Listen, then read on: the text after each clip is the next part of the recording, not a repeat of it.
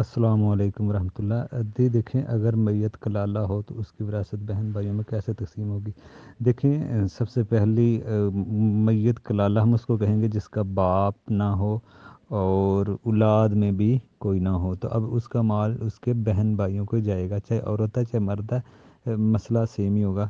یعنی کہ اس کے اولاد نہیں ہے، باپ نہیں ہے، تو پھر مال حواشیوں میں جائے گا، بہن بھائیوں میں۔ اب بہن بھائیوں میں ترتیب کیا ہوگی مال دینے کی؟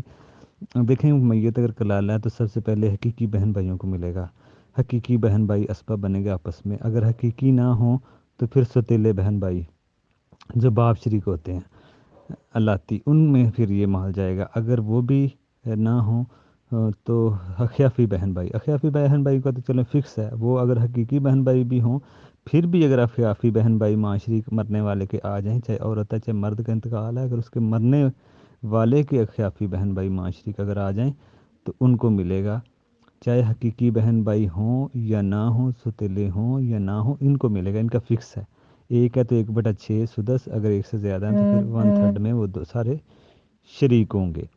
تو یہ اس میں مسئلہ ہے کہ اگر یہ بھی نہ ہوں، حقیقی بہن بھائی بھی نہ ہوں، تو پھر بھائیوں کے بیٹے، حقیقی بھائیوں کے بیٹے، بیٹیاں نہیں۔ اسی طرح اگر حقیقی بھائیوں کے بیٹے بھی نہ ہوں تو پھر باپ شریک بھائی الاتی جو ہوتے ہیں ستیلے، ان کے بھائیوں کے بیٹوں کو جائے گا، بیٹیوں کو نہیں۔ اگر یہ بھی وارث نہ ہوں تو پھر اس شخص کے مرنے والے کے عورت یا مرد اس کے چاچا کو چلا جائے گا، مرنے والے کے چاچا لے لیں گے اسبا کے طور پہ، اگر یہ وارث نہ ہوں۔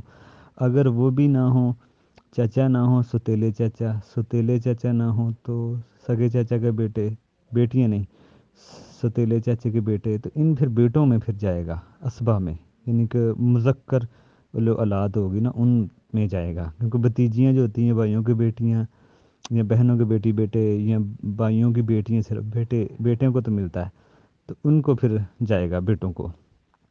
تو اس طرح پھر یہ مال حواشیوں میں تقسیم ہونا ہوتا ہے، ایک نہ ہو تو پھر ایک کی عدم موجودگی میں پھر دوسرے کو چلا جاتا ہے۔ تو یہ اگر بہن بھائی نہ ہوں تو پھر ان کے بیٹے دیکھے جاتے ہیں، لیکن اگر بہن بھائی نہیں تو ان کے بیٹے بھی نہیں ہیں، اولادیں بھی نہیں ہیں، تو پھر اس شخص کو جو کلالہ ہے اس کے پھر چاچا دیکھے جاتے ہیں، چاچا وغیرہ کو پھر وہ کوئی نہ کوئی اسبا میں ہوتا ہے، ٹھیک ہے نا۔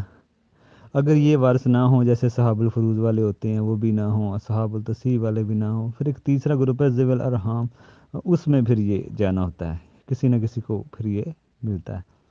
تو یہ ہے مسئلہ اس میں کہ کلالہ میں اگر میت کا اولاد نہ ہو اور باپ نہ ہو تو پھر یہ بہن بھائیوں میں پھر یہ مال تقسیم ہوتا ہے، بہن بھائی ان کے بچے، بچوں میں نے وضاحت کر دی ہے، پھر ان کے چاچا، یہ کسی نہ کسی کو پھر یہ ملنا ہوتا ہے۔ السلام علیکم۔